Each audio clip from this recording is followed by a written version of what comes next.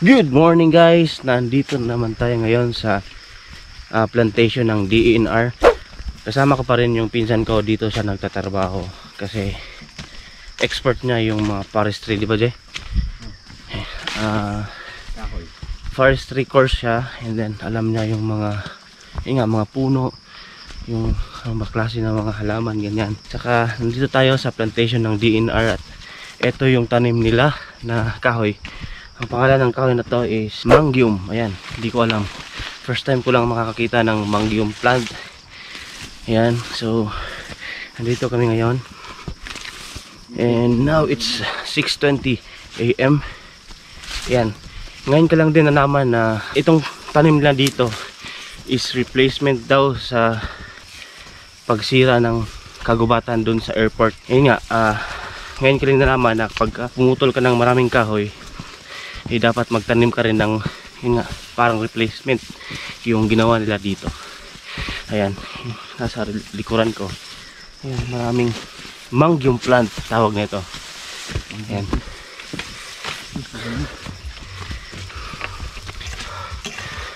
Kasi bunga ni Jay. Uy, bunga na. Ano yung bunga yun? Hindi magkakita totoo ba? Pero kahoy ni siya nga pwede ipang balay. Pwede. Diba? Pero kasagaran gamit ano, firewood.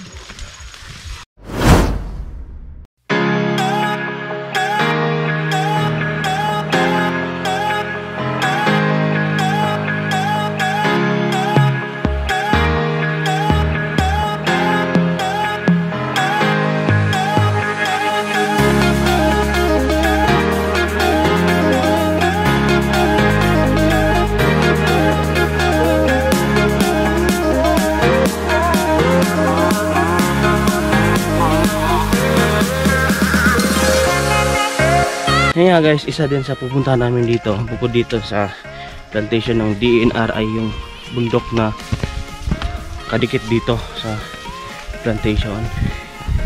And dito tanaw yung Sea of Clouds, medyo mataas yung lugar dito, kaya yung Sea of Clouds is nasa baba lang. Ayan, kanang natanaw dito. Hindi ko maipakita sa inyo kasi hindi naman nag-zoom tong camera ko. Ayan, siguro mamaya pagka palipad tayo ng drone, makikita natin. It's now 6:26 AM. Yan, medyo mainit-init na rin. Maaga pala yung sunrise dito. Nasa sabi ng pinsan ko na 5:45 AM may sunrise na daw dito. Ayan, yan po yung bundok na pupunta namin. Ayan, sa kabit. Ayan. Ayan guys, sabayan niyo po ang aming paglalakad dito at pagmamasyal dito sa Plantation Bay. Plantation Bay na noon. Plantation ng DENR. Ayan.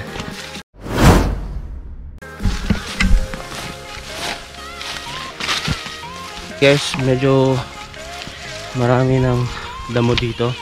Kaya ginagawa namin ay pinuputol paminsan-minsan yung mga damo na hindi kasama sa tanim dito. Ayan.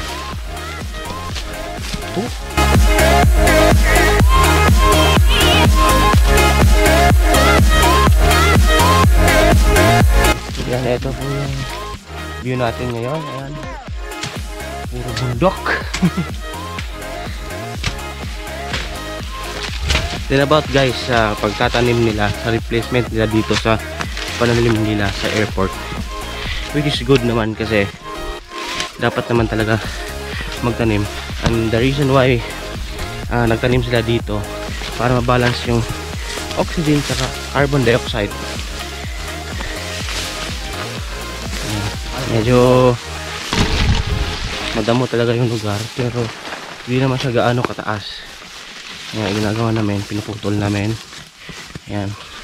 So, dito tayo aakyat sa bundok na yan. Ayan. Kaya pa ba? Kaya pa? Ayan, kaya.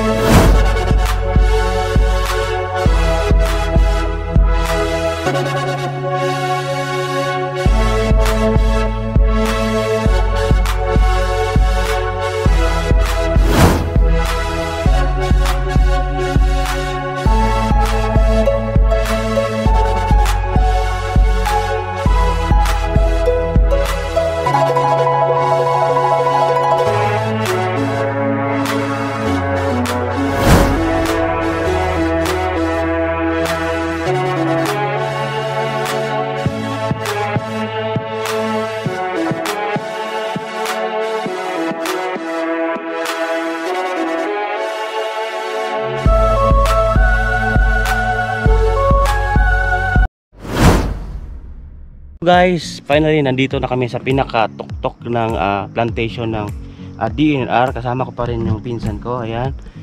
So kung nakikita nyo, yan yung buong plantation. So nasa 80 hectares daw yung tinanim nila. Yung years nila na pagtanim dito is nasa 2 years yung range. Kaya ayan, makikita nyo sobrang laki ng lupain, mga bundok na pinagtaniman nila. And then yun nga, nandito kami sa tuktok ngayon. Yan, kasama ko pa rin talaga yung pinsan ko.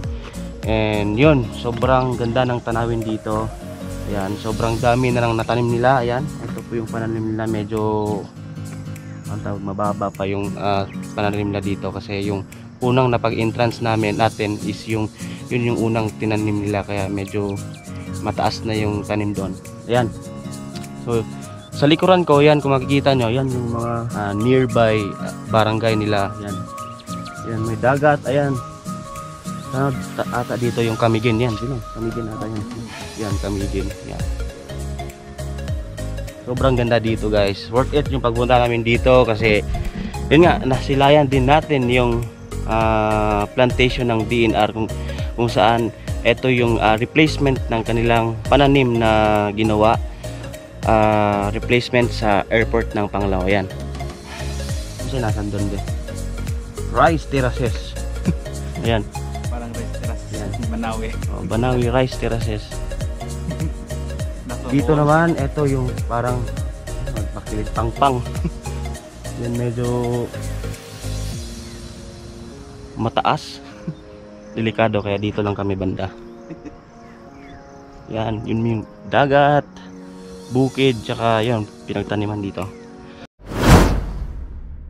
So sana nag-enjoy kayo, guys. So if you like this video, guys, don't forget to like, share, and subscribe on my YouTube channel so you won't miss any updated videos on my next vlog. See you, guys. Sana may natutunan kayo.